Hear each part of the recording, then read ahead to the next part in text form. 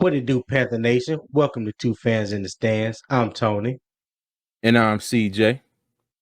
and today we're going to discuss what our options may be at pick 39 and who could potentially be available for us. Let's go.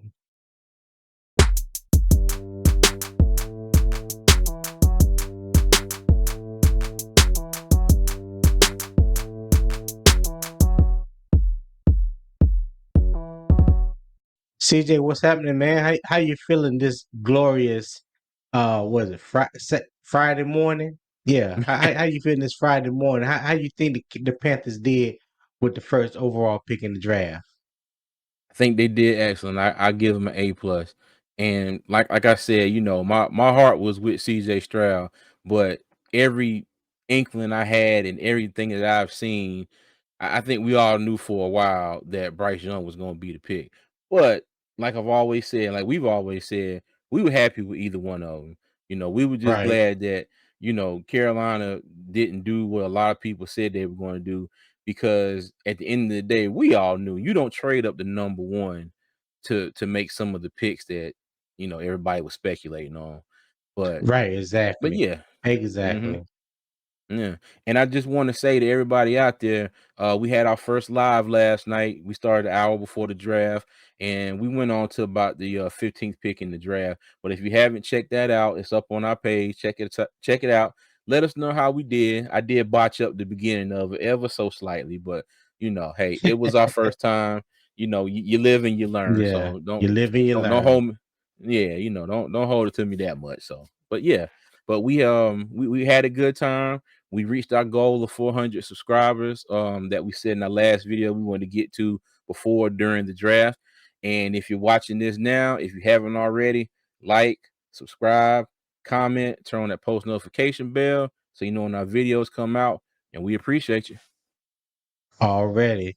Well, let's get right into it. Day two of the Mm-hmm. NFL draft will be upon us in just a matter of hours. And I'm thinking that Carolina may be sitting in a pretty good position to make Oh some yeah. moves, whether it's move up in the draft to select a certain player that they may have high up on their draft board, or maybe Mm-hmm. slide back, you know, 3, 4, 5 positions and still get a good player that's on their Mm-hmm. draft board and pick up a potential pick or two. So I think there's a Yeah. lot of great options that's going to be available at pick 39. Like I said before, pick 39 to me was going to be where the draft really starts for the Panthers. Pick number one was obvious, what direction they were going. That was a given. But pick 39, because I think there's so many more options available to us. And there were a few surprises in the first round that knocked Mm-hmm. some potential first round players into the second round. So day two should be very interesting for the Carolina Panthers Oh yeah. to see how we can continue to add talent and competition to our team. But what's your take? I'm still thinking that the Panthers now, like Federer said, if those group of players that they're looking at in that scenario that they've been working on or looking at works out, maybe they'll trade up. But I think there's enough talent available, will be available at number 39, where I don't think they'll need to trade up at all. I think it's still going to be, like I said on the live last night, the Panthers are probably going to trade back if they do trade. Hopefully Yeah, pick that's up my some more thinking. picks. Yeah, pick up some more picks and still get somebody that they have highly rated on their board. So I Yeah, think it's going to be that. And I think that's not, if they do it at 39, I don't think it'll be the first time, the only time that they do it in the draft. Depending on what picks they pick up, I don't know if maybe they can squeeze another I don't know if they can squeeze another second round pick out of anybody, or maybe another third, or whatever. But we'll see. And like I said, I let don't, if Scott they do Ramsey it at cook, man. 39, exactly. If they do it at 39, it won't be the last time they do it in this draft. Right, because we still got some ammunition for day three because we have two fourth round picks, and one of those fourth Mm-hmm. round picks can be used as a trade bait and potentially, Mm-hmm. pick up a sixth rounder or a seventh rounder or something. I'm Yeah. still in the mindset that somehow Carolina's going to walk away um, in this draft with at least 8 total picks. 8 to 9 Yeah. total picks is my range that I give them because Scott Fitterer loves the will and deal, and Mm-hmm. to create competition, that's going to that's going to up the level for everybody on the team. Everybody Yeah. going to have to get better because the competition is getting better. So anytime you can add competition to your team, Mm-hmm. that's a win-win situation for everybody. So Yep. I'm intrigued to see what happens. Yeah. All right. Well, Well, you let's got you gotta go let's ahead. take a look and see who we have available. You know, Mm. in day two of the draft. All right. Now, I just want to start off by saying this. Okay. I want to start Come off by on. saying this. So, do you see who's at the top of that best available list right here? Okay. You see who's at the Uh top? huh. Will Yeah. Levis from Kentucky. And I don't think this is I don't put this on him at all. And I will say this, and if you don't feel the way I feel, that's okay. But to me, this is what happens when a quarterback or player in general gets hyped up and they don't have the tape to back it up. Okay. Facts. It's one thing if he was projected to be a first round pick and he slid to the second round. They've been blowing this guy up like he was going to be the first pick in the draft, for some time. And then everybody was like they were so sure that the Colts were going to pick him at number 4. And the Colts were like, nah, we want AR. And we said Yeah. this in one of our episodes a while back that whoever the first 3 quarterbacks who were picked, that fourth one had the potentially could fall, and Right. Levis is definitely fell off the platform. So Now, I still I I still wish him luck, but like I right. said, this is what happens when you overhype somebody and they don't have the tape to back it up. Yeah.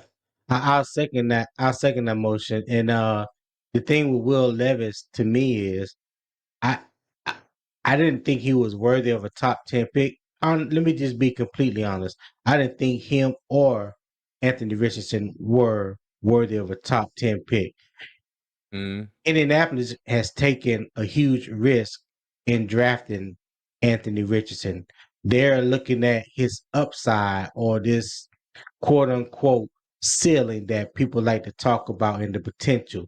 But what they fail to realize and what they don't ever talk about is what he has done right now.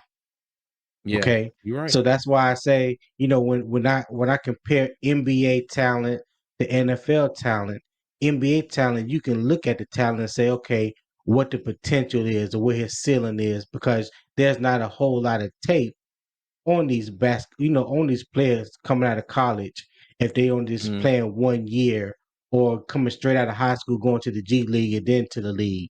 There's not a lot yeah, of tape on them. But when you got 3 years of college tape in football, the tape is the tape. Okay. Not all of a sudden because you decide to be an NFL quarterback and you're going to enter the draft.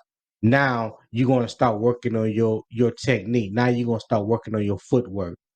I just had this conversation earlier, and I was saying like, if I'm talking about Anthony Richardson, if his footwork has been sloppy, not good for 2 years at Florida, what makes you think his footwork is going to get any better? He had an yeah. offense coordinator at Florida. He had a quarterbacks coach at Florida. He had a head coach at Mm, Florida. So if those resources and those things were available to you then, I just find it hard to believe that you're just gonna be this completely different player now that you're in the NFL.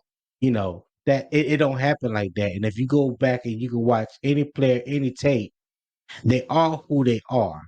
Now over time they get slightly better. they hone their skills a little bit better. But you talking Mhm. about someone that is a complete project that needs to be built up, rebuilt from the feet up. And I mean that. And like I said, in Indianapolis to me is just taking a huge gamble there. But Yeah. Shane Steichen, if there was any other head coach for the Colts, I don't think Anthony Richardson goes number 4 to the Colts. But because his history with Jalen Hurts, I think that played a major factor in him major factor in the coach selecting Anthony Richardson at number 4. But other than that, him and Will Levis, to me, both shouldn't have been in the first round. But that's just my Yeah. opinion. Yeah, I got you. I Yeah. got you. But all right, but Will, real quick here, let's just I say let's just take a look at the players available. Now positions of need that have been identified for the Panthers, um, wide receiver, cornerback, edge, linebacker. Yeah. Um, to me, my personal biggest position of need for the Panthers is cornerback. We've talked Right. about that a lot. I So agree if we with you on slide that. over here to the cornerbacks, there's a lot of talent here. There's a lot of talent. We still got Joey Porter Jr., who might be gone by the time we pick. Tyreek Right. Stevenson, Julius Brents, Kaylee Ringo, I love who Kaylee Ringo, early in the process, I think he was projected to be a first round pick. a first But round pick. Yeah. yeah, but just the players that are still left on the board, and I mean, hell, and this won't happen, but just think if the 7 teams ahead of Carolina all picked cornerbacks and they took all the top cornerbacks off the board. Say they took 1 through 7. We're still looking at Clark Phillips, Darius Rush. You still got my guy Garrett Williams down there who is hurt. Okay. Yeah. And we talked about that last night about, Panthers not taking project players and players that are coming out of college with major injuries. But Right. you never know what the man can do. Now if we go over to wide receiver, now the top wide receivers were taking 4 picks in a row in the draft. You had Jackson Smith and Jigba, Quentin Johnson, Zay Flowers, and Jordan Addison. All went 20 Right. through 22, I believe, 3. 23. 20. So Yeah. 20 through 23. but if you look at this list here, Jonathan Mingo, Jaden Reed, Jalen Hyatt, Cedric Tillman, Marvin Mims, Josh Downs, Tank Dell, even somebody still. Now, mind you, I doubt they would pick him at 39, but somebody that we both like, you still got A.T. Perry sitting down there. Okay. Yeah. So And I there like is a lot of, Charlie Jones too out of Purdue. uh-huh. Yeah, there's a lot of talent. You go over to the linebackers. Trenton Simpson, Drew Sanders, Deion Yes. Henley, Henry To'oTo'o, Demarion Overshawn, Marte Mapu, Dorian Williams, Ivan Pace Jr. Now, mind you, all of these people don't have second round grades, but Right. I'm just pointing out that there's still a lot of talent and there's still a lot of names on this list that we Good quality previously thought, depth. yeah, may not have been here and may not have been available at 39. Okay, now if Right. we go over outside linebacker, slash edge, look who we got: B.J. Ojulari, Nick Herbig, Tavius Robinson, D.J. Johnson, Jose Ramirez.